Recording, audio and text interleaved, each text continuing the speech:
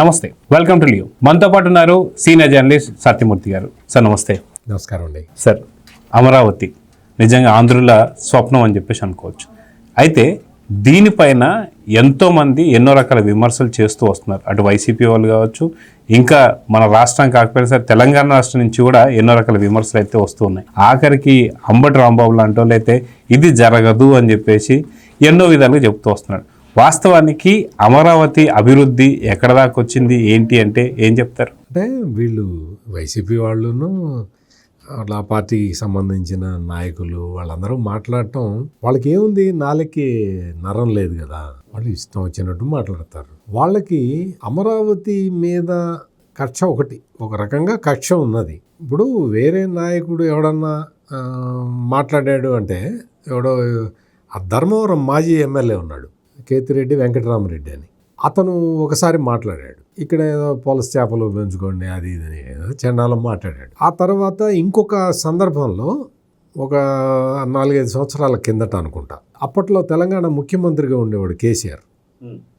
ఆ కేసీఆర్ ఈ iconic towers raft foundation మీద మాట్లాడాడు. ఇప్పుడు కేసీఆర్ రాఫ్ట్ ఫౌండేషన్ గురించి మాట్లాడినా, కేతిరెడ్డి వెంకటరామరెడ్డి ఇక్కడ ఈ ఫౌండేషన్లో చేపలు పట్టుకోవాలి అని మాట్లాడినా, ఒక రకమైన అంటే వాళ్ళకి ఏదో తెలియక మాట్లాడారనో, లేదు కక్ష ఉందనో, లేదు చంద్రబాబు నాయుడు మీద కోపం ఉందనో అనుకోవచ్చు. ఆ ప్రాంతం గురించి తెలియని వ్యక్తులు అనుకోవచ్చు, ఆ ప్రాంతానికి సంబంధం లేని వ్యక్తులు అనుకోవచ్చు. అంబటి రాంబాబుకి ఏం పుట్టింది? అంబటి రాంబాబు ఆ ప్రాంతానికి సంబంధించిన వ్యక్తి కదా, అక్కడ మొత్తం ఏం పనులు జరుగుతున్నాయో తెలియాలి కదా. తెలుసుకొని తన ప్రాంతంలో స్టేట్ క్యాపిటల్ వస్తున్నందుకు కనీసం ఆనందపడాలి కదా, పైకి ఎక్స్ప్రెస్ చేయలేకపోవచ్చు. అమరావతి గురించి ఆనందం ఎక్స్ప్రెస్ చేస్తే అంబటి రాంబాబుకి అదే ఆఖరి రోజు అవుతుంది రాజకీయంగా జగన్మోహన్ రెడ్డి చేతిలో.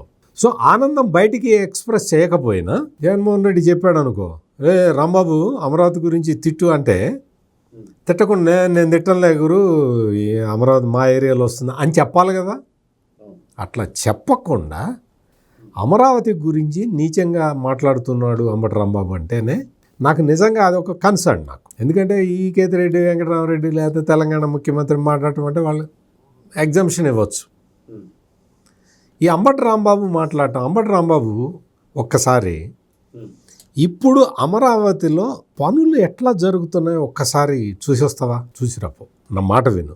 నీకు పెట్రోలు కాకపోతే డీజిల్ అనుకో, మరి పెట్రోల్ కొంచెం కాస్ట్లీ కాబట్టి నీకు డీజిల్ ఖర్చులు కావాలంటే నేను పంపిస్తా, పోయిరాపు, నువ్వు కారు వేసుకొని పోయిరాపు, నీకు ఇవ్వాల్సిన పని లేదు, నీ దగ్గరే చాలా ఉంది. కానీ మన ప్రాంతంలో వస్తున్న రాజధానిని నువ్వు అడ్డుకోవటం చూసి బాధేసి నేను ఈ మాట చెప్తున్నా. అమరావతి మీద విషం కక్కాలి, ఏం కక్కుతావు విషయం? అక్కడ వెళ్ళి చూసిరాపో, ఆ ఐకానిక్ టవర్స్ ఎంత ఫాస్ట్గా వచ్చేసిందో చూసిరాపో, వెళ్ళి చూసి చెప్పు. రాఫ్ట్ ఫౌండేషన్ అంటే నీకు హుస్సేన్ సాగర్ పక్కన వేసే రాఫ్ట్ ఫౌండేషన్కి దీనికి తేడా ఏంటో ఒకసారి చెప్పుపో వెళ్ళి కేసీఆర్కి. ఇప్పుడు మనము మాట తోలటం అనేది పెద్ద విషయం ఏం కాదు జగన్ గారు, కానీ మాట తూలే ముందర మన క్రెడిబిలిటీ ఎంత స్టేక్లోకి వెళ్తుంది అనేది ఆలోచించుకోవాలి. నీకు ఈ రోజున ఐకానిక్ టవర్స్ మొత్తం ఆ రాఫ్ట్ ఫౌండేషను, ఆ కింద ఆ వాళ్ళు వేస్తున్న బేస్మెంటు అది చూస్తే నిజంగా ఒక ఇంజనీరింగ్ అద్భుతాన్ని చేస్తున్నారు అక్కడ. మీకు అక్కడ మీరు ఆ రాఫ్ట్ ఫౌండేషన్ వేస్తున్న తరహా చూస్తూ ఉంటే the type of raft foundation they are laying, it is an engineering marvel. ఇప్పుడు నిన్న హైకోర్టు భవనానికి, హైకోర్టు కూడా ఐకానిక్ టవర్సే, హైకోర్టు ఐకానిక్ టవర్స్కి ఈ రాఫ్ట్ ఫౌండేషన్కి నిన్న కొబ్బరికాయ కొట్టాడు మంత్రి నారాయణ. చూసిరా పోండి ఒకసారి, మీకు ఎట్లా వేస్తారు, భవనాలు ఎట్లా కడతారు. మీకు అంతకు ముందర కూడా గుర్తుండే ఉంటుంది, ఎప్పుడైతే రాష్ట్రం విడిపోయిన తర్వాత 2014 నుంచి 2019 మధ్యకాలంలో అమరావతిని రాష్ట్ర రాజధానిగా ఫైనలైజ్ చేసి అక్కడ తాత్కాలిక భవనాలని నిర్మించటం మొదలుపెట్టిన తర్వాత ఇదే జగన్మోహన్ రెడ్డి అండ్ బ్యాచ్ అవన్నీ జరీబు భూములు, లూజు సాయిలు, మీకు అంతా కూడా బ్లాక్ సాయిల్ ఉంటుంది, తవ్వుతుంటే కిందకి వెళ్ళిపోతూనే ఉంటుంది, హార్డ్ సాయిల్ దొరకదు, ఇక్కడ రాజధాని ఏంటి అని గొడవ చేశారు వీళ్ళు. మరి అదే బ్లాక్ సాయిల్లో కట్టిన భవనాల్లో ఆ భవనాలు ఇప్పటికీ చెక్కు చెదరలేదు, అవి తాత్కాలిక భవనాలు. ఇప్పుడు హైకోర్టు నడుస్తున్నది ఏ భవనం తెలుసా? ఇప్పుడు హైకోర్టు ప్రస్తుతం అట్ ప్రజెంట్ హైకోర్టు నడుస్తున్నది ఆ భవనము civil court, city civil court.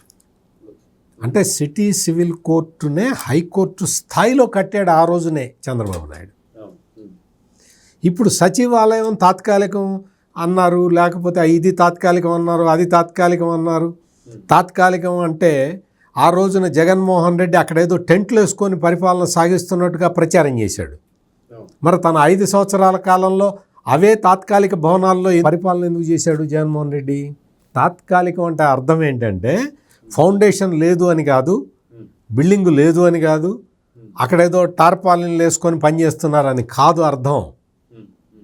ఈ రోజున హైకోర్టుకి రాఫ్ట్ ఫౌండేషన్కి కొబ్బరికాయ కొట్టాడు కదా నారాయణ, అక్కడ ఒరిజినల్ హైకోర్టు వస్తున్నది. ఇప్పుడు నడిచే హైకోర్టు సిటీ సివిల్ కోర్టు. ఇప్పుడు ఐకానిక్ టవర్స్ ఎవరైతే ఆ కేతిరెడ్డి వెంకటరామరెడ్డి చెప్పాడు కదా, అక్కడ చేపలు పెంచుకోండి మీరని, ఆ చేపలు పెంచుకునే అవకాశం లేదు ఈ కేతిరెడ్డి వెంకటరామరెడ్డికి. అక్కడ రాఫ్ట్ ఫౌండేషన్ వేసి ఫ్లోర్లు లేపుతూ ఉన్నారు.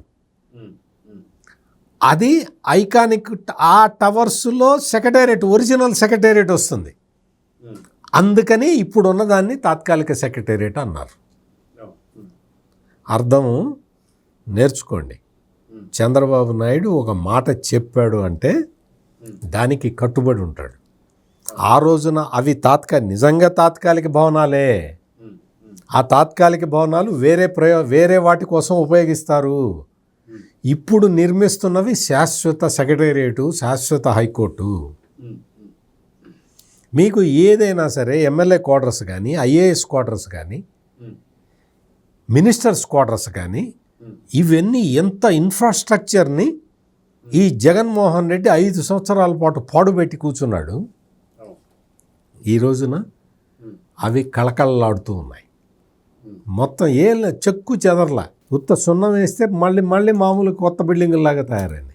అంటే అంత ఫౌండేషన్ తోటి నిర్మాణాలు జరుగుతూ ఉంటే దాదాపుగా 52,000 కోట్ల రూపాయల పనులు జరుగుతున్నాయి జగన్ గారు. అక్కడ మీరు చూసి రండి, వెళ్ళి ఆశ్చర్యపోతారు. నిన్న మొన్నటి వరకు ఇదే వైసీపీ ఫేక్ మీడియా ఫ్యాక్టరీ నుంచి అమరావతి రైతులు ఆక్రందిస్తున్నారు, అది ఇది అని చెప్పి ప్రచారం చేశారు. ఈ రోజును చూసిరా పోండి. నిన్నటి వరకు మీరు ఏదైతే ప్రచారం చేశారో దానికి విరుద్ధంగా రైతులు వచ్చి చెప్తున్నారు చంద్రబాబు నాయుడు వల్లే సాధ్యం అవుతుంది, జగన్మోహన్ రెడ్డి వల్ల సాధ్యం కాదని చెప్తున్నారు. వెళ్ళి వినరా పోండి. నీకు 52,000 కోట్ల రూపాయల పనులు అక్కడ జరుగుతున్నాయి అంటే ఈ సెక్రటేరియట్ ఐకానిక్ టవర్స్కు రాత్రి మగళ్ళు పనిచేస్తున్నారు కార్మికులు, భవన నిర్మాణ కార్మికులు.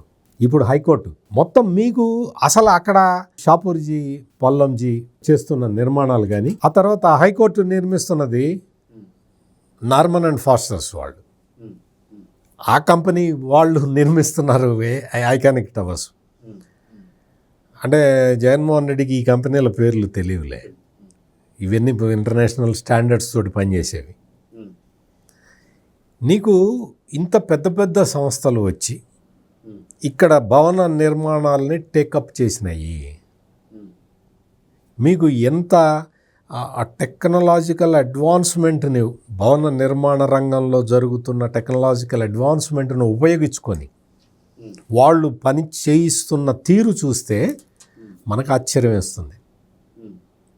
మొత్తం ఎక్కడ జంగిల్ క్లియరెన్స్ మీద కూడా ఎక్కువ ఖర్చు పెట్టారని చెప్పి మినిస్టర్ నారాయణని చాలా, అంటే దొంగ తిరుగుడుగా విమర్శించే వాళ్ళు చాలామంది నాకు కూడా తగిలారు.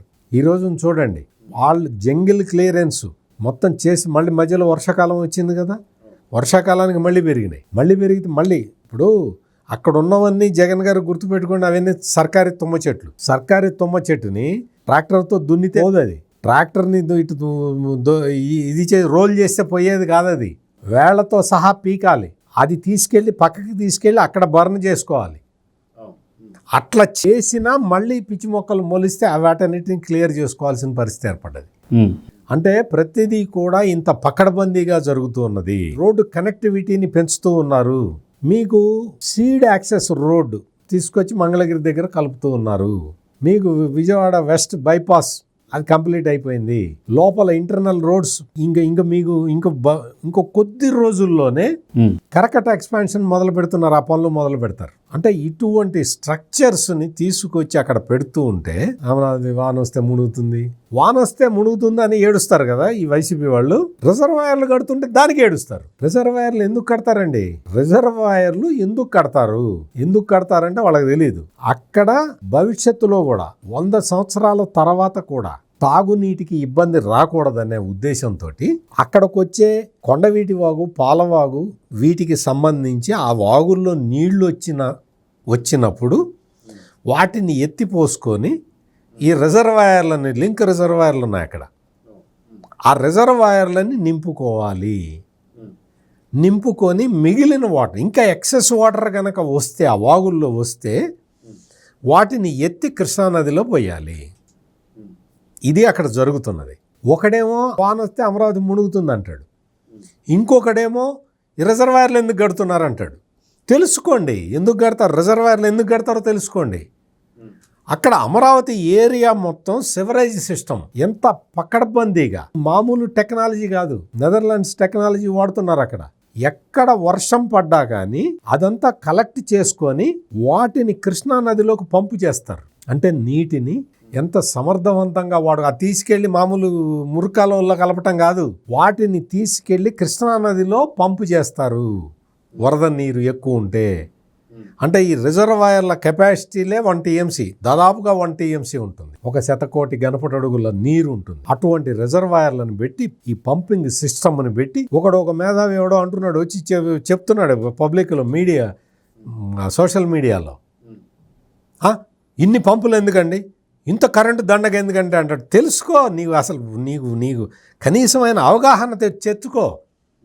నీకు భవిష్యత్తు నీటి అవసరాలను కూడా దృష్టిలో ఉంచుకొని రిజర్వాయర్లు కడుతూ వచ్చిన వర్షపు నీటిని కృష్ణానదిలోకి మళ్ళిస్తూ ఉంటే ఏం మాట్లాడతాడు, ఇన్ని పంపులు ఎందుకండి అంటాడు. అసలు నువ్వు కన్స్ట్రక్టివ్ క్రిటిసిజం చేయాలి. ఇంకొక పెద్ద మనిషి ఉంటాడు ఆ వైసీపీ తోటి, మొన్నటి వరకు తెలుగుదేశం పార్టీలో చాలా పదవులు అనుభవించాడు, ఒడ్డే శోభనాధీశ్వరరావు అనే మహానాయకుడు. ఆయన వచ్చి ఈ భూములు ఎందుకు, ఇన్ని భూములు ఎందుకు, రైల్వే స్టేషన్కి అంత భూమి ఎందుకు, ఎయిర్పోర్ట్కి ఇప్పుడే ఎయిర్పోర్ట్ ఎందుకు అని రకరకాల చిలవలు చేసి మాట్లాడుతుంటారు. రెండో విడత భూ సమీకరణ ఇప్పుడే ఎందుకు, ఇంకెప్పుడు చేయాలి చెప్పు, ఎప్పుడు చేయాలి చెప్పు, నువ్వు రా ఎలక్షన్లో, నువ్వు అంతకుముందర ఎంపీ కదా, నువ్వు మళ్ళీ పోటీ చేయి, నువ్వు మళ్ళీ ఎంపీగా నువ్వు అప్పుడు చెబుతూ కానీ పార్లమెంట్కి వెళ్ళి వైఎస్ఆర్ కాంగ్రెస్ పార్టీ తరఫున పోటీ చేయి. ఒడ్డే శోభనాధీశ్వరరావు వచ్చి మాట్లాడతాడు, ఈ ఎందుకు, అదెందుకు, ఇదెందుకు అంటాడు. ఏదెందుకో నువ్వు కాదు చెప్పాల్సింది, ప్రజలు ఎన్నుకున్న ప్రభుత్వం చెబుతుంది. నీ జగన్మోహన్ రెడ్డి చెప్పాడు కదా నిన్నటి వరకు, అమరావతిలో రాజధాని ఎందుకు అన్నాడు కదా. ప్రజలందరూ తిరుగుబాటు చేసి తిరగబడి జగన్మోహన్ రెడ్డిని ఓడిచ్చారు కదా.